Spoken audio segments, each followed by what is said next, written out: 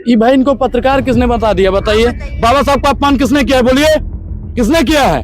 आराम से बात कीजिए, आराम से बात करेंगे। जब वो गला फाड़ता है, जब वो कहता है कि देखिए ये जो बाबा साहब के नाम पे फैशन कर रहे हैं, अगर इतना राम का नाम लेते तो इनकी 7 पीढ़ियां स्वर्ग चली जाती। और आप बता रही हैं कि आराम से बोले।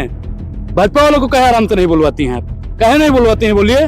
भाजपा का जो एरोगेंट जो लेवल है वो बहुत ज्यादा हाई हो चुका है। जिस तरह से भाजपा के लोग खुले में प्रोटेस्ट कर रहे हैं, उनके ऊपर कोई घेराबंदी नहीं है। यूथ कांग्रेस के साथी कुछ 200-300 की संख्या में प्रोटेस्ट कर रहे हैं और उसके ऊपर कम से कम यहाँ हजारों की संख्या में पुलिस बल लगाया गया है। लगता है अमित शाह को अपने बयान को लेकर पछतावा होगा। पछतावा? मैडम रात भर नींद नहीं आई होगी, सही से खा नहीं पाए होंगे। नमस्कार, आप देख रहे हैं खबरें टीवी। मैं हूं आपके साथ सिमरन कहा। इस वक्त मैं मौजूद हूं इंडियन यूथ कांग्रेस के ऑफिस में, जहां पर आप मेरे पीछे देख सकते हैं यहाँ पर अमित शाह के खिलाफ में प्रोटेस्ट चल रहे हैं। यहाँ पर उनके पोस्टर को जलाया जा रहा है जिसमें लिखा हुआ है अमित शाह अपोलोजाइज और रिजाइन। यहाँ पर जो कार्यकर्ता है जय भीम के नाम का नारा भी लगा रहे हैं और लगातार ये नारा लगाए जा रहे हैं और अमित शाह के इस्तीफे को लेकर इनकी मांग है। और यहाँ पर आप देख सकते हैं यहाँ पे ऊपर खड़ा करके इंडियन यूथ कांग्रेस का एक तरफ से झंडा लहराया जा रहा है, एक तरफ से इनके हाथों में भीमराव अंबेडकर का पोस्टर है, तो दूसरी तरफ stop disrespecting India's pride B R. Ambedkar लिखा हुआ है। क्या लग रहा है अमित शाह का ये बयान गले की हड्डी बन गया है? बिल्कुल गले की हड्डी की तरह अटक गया है और अमित शाह अगर माफी नहीं मांगते हैं तो उनको गद्दी से इस्तीफा देना चाहिए। आपको लगता है इस्तीफा देंगे? मैडम हमारा मानस कहता है कि बिना जमानत जलद जड़ गए 3 दिन बीत, बोले राम सकोप तब भय बिन हो न प्रीत, तीसरा दिन आज चल ही रहा है। और किस प्रकार से जैसा के पापा की पुलिस आगे नहीं बढ़ने दिए। इस बयान पे थोड़ी ना कोई इस्तीफा दे देगा आप लोगों के कहने से। कौन सा बयान फिर दें वो इस्तीफा देने के लिए, आप बताइए। बाबा साहब से बढ़ के कौन है? ये आपके हाथ में, आप तो महिला पत्रकार हैं, आपके हाथ में माइक पकड़ने का अधिकार इसने नहीं दिया है जैसा के पापा ने बाबा साहब के संविधान की बदौलत पकड़ी है। मेरे बयान को तोड़ मरोड़ के दिखाया जा रहा है। कैसे तोड़ मरोड़ के दिखाया जा रहा है? अच्छा, आप बाबा साहब का अपमान करेंगे और तोड़ मरोड़ के दिखाया जाएगा। उनके जो दिल में था, जुबान पर आया, दलित विरोधी मानसिकता उनकी थी, स्पष्ट हो गया। बाबा साहब विरोधी लोग हैं, स्पष्ट हो गया। और आप बता रही हैं कि तोड़ मरोड़ के दिखाया गया। लगता है अमित शाह को अपने बयान को लेकर पछतावा होगा? पछतावा? मैडम रात भर नींद नहीं आई होगी, सही से खा नहीं पाए होंगे। लेकिन कांग्रेस ने क्या तोड़ मरोड़ के दिखाया है? मीडिया कौन दिखाया है? संसद के अंदर रिकॉर्ड होता है कि नहीं होता है? रिकॉर्ड होता है कि नहीं होता? AI का यूज करके। देखिए, AI और PI का कोई यूज नहीं किया गया है। जो उन्होंने बोला है स्पष्ट वही दिखाया गया है। अनुराग ओझा क्या करते अगर संसद में होते, अमित शाह ये बयान दे रहे होते अम्बेडकर को लेके, तो आप क्या करते? आपकी पहली प्रतिक्रिया क्या होती? देखिए मैडम, आज जो राहुल गांधी ने के साथ में किया है, अगर मैं होता तो मैं संसद के अंदर वही करता। अब आप समझ गई होंगी राहुल गांधी जी ने आज क्या किया है। एक तरफ बीजेपी वाले भी प्रोटेस्ट कर रहे हैं, उनकी तरफ कोई पुलिस की बैरिकेडिंग नहीं है, कोई पुलिस वाले नहीं है, लेकिन यहाँ पे कांग्रेस को लेकर जब कर रहे हैं तो यहाँ पे पुलिस की बैरिकेडिंग। मैडम सैया बने कतवाल तो डर का है बात का। ये सब किसका लोग है? पुलिस किसका लोग है? हंसने से काम नहीं होता। फिर आप खींच काट रही है, बाबा साहब का अपमान हो रहा है, दांत दिखा रही है यहाँ पे। किसका है? जैसा का है ना, जैसा के पापा का है ना। और ये बयान किसने दिया है? बाबा साहब का अपमान किसने किया है? तेज बोलिए, सुन नहीं पा रहे हैं हम। आप बताइए। ये भाई इनको पत्रकार किसने बता दिया, बताइए। बाबा साहब का अपमान किसने किया है, बोलिए किसने किया है? आराम से बात कीजिए, आराम से बात करेंगे। जब वो गला फाड़ता है, जब वो कहता है कि देखिए ये जो बाबा साहब के नाम पे फैशन कर रहे हैं, अगर इतना राम का नाम लेते तो इनकी 7 पीढ़ियां स्वर्ग चली जाती। और आप बता रही हैं कि आराम से बोले। भाजपा वालों को कहे आराम से नहीं बुलवाती हैं आप, कहे नहीं बुलवाती हैं, बोलिए बोलिए। माफी मांगेंगे लगता है? माफी उनकी 7 पुश्तें मांगेंगी और जब तक माफी नहीं मांगेंगी तब तक हम लोग सड़क से लेकर संसद तक आंदोलन करते रहेंगे। अमित शाह के रिजाइन के लिए क्या कहेंगे? रिजाइन देंगे क्या अमित शाह? बिल्कुल देना पड़ेगा मैडम, बिल्कुल देना पड़ेगा। 20 दिन पहले तो फूल चढ़ा रहे थे अमित शाह बाबा साहब का। देखिए, करनी और कथनी में बहुत फर्क होता है। दिखाया जाता है बहुत कुछ, लेकिन जो हकीकत होता है वो बयां किया जाता है।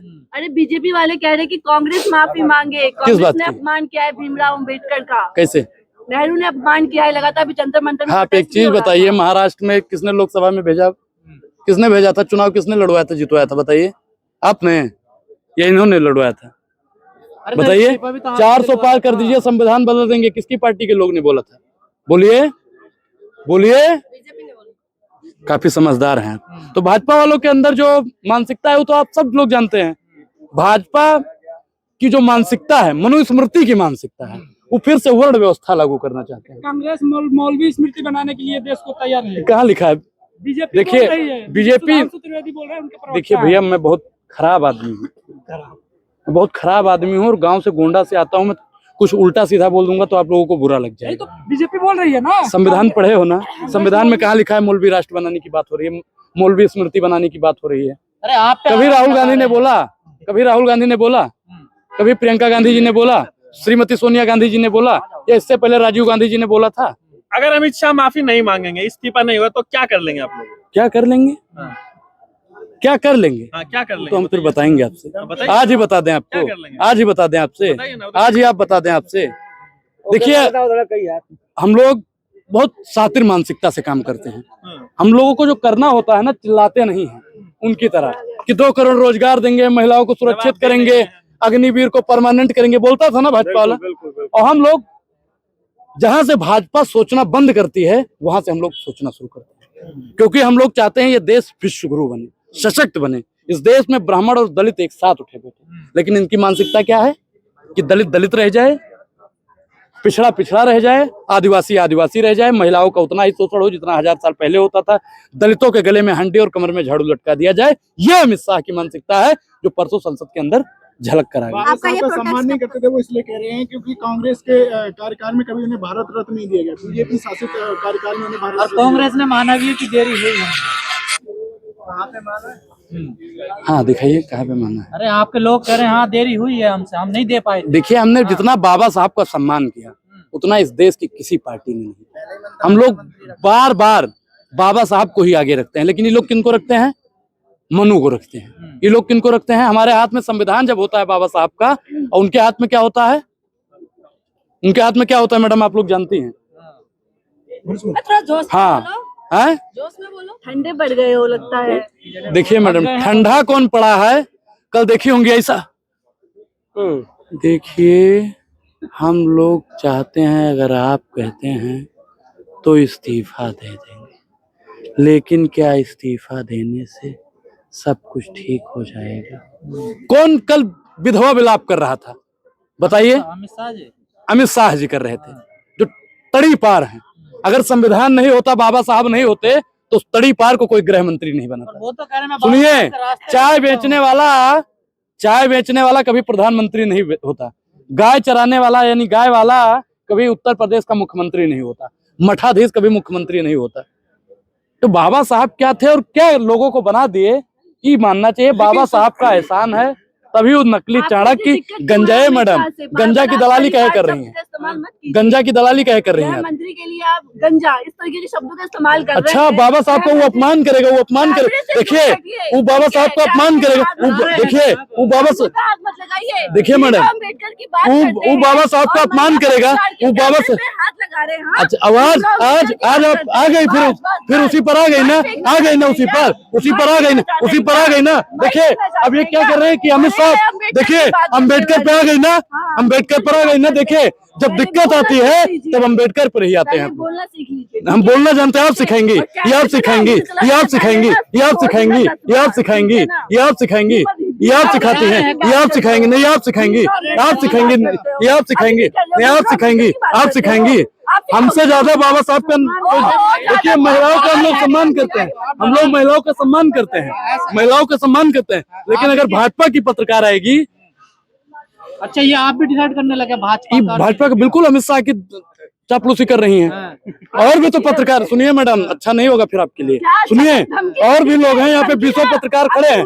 सुनिए, हाँ? तो धमकी दे रहे हो ना, घर के अपने माँ बाप अपनी बहन को धमकी। सुनिए पहले, सुनिए, 20 पत्रकार हैं, कोई चापलूसी नहीं कर रहा है, लेकिन इनको क्या हो गया है? इनको क्या, आप बताइए कि बाबा साहब का अपमान किया जा रहा है, अमित शाह से सवाल नहीं करेंगे? ये हमसे कह रही कांग्रेस ने किया, उन्होंने किया, फलाना ने किया, ढिमकाना ने किया।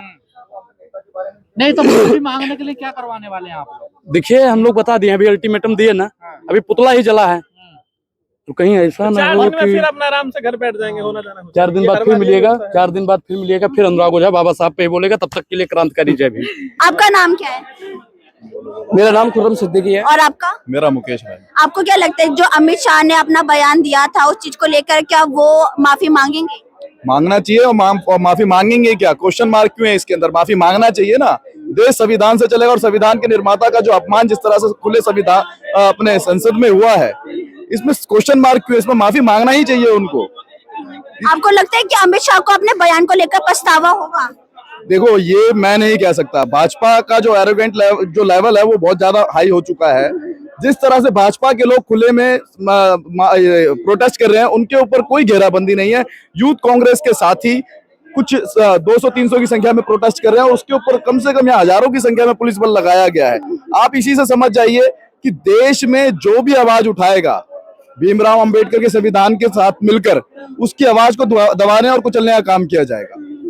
यहाँ पे जैसे कि बीजेपी वाले आगे राहुल गांधी को लेकर, कांग्रेस को लेकर प्रोटेस्ट कर रहे हैं उनकी तरफ, जैसा कि आपने कहा कि पुलिस की नाकाबंदी नहीं है, सिर्फ कांग्रेस की तरफ में ही है, तो इस चीज को लेकर आपको क्या कहेंगे बीजेपी को लेकर? देखो, बीजेपी की तो सबको मानसिकता पता है। किसान आवाज उठाएगा तो वो खालिस्तानी है, युवा आवाज उठाएगा तो देशद्रोही है, और अगर कोई दलित वंचित पिछड़ा अगर आवाज उठाएगा तो उसके खिलाफ भी ये लोग इस तरह के बयानबाजी करते हैं।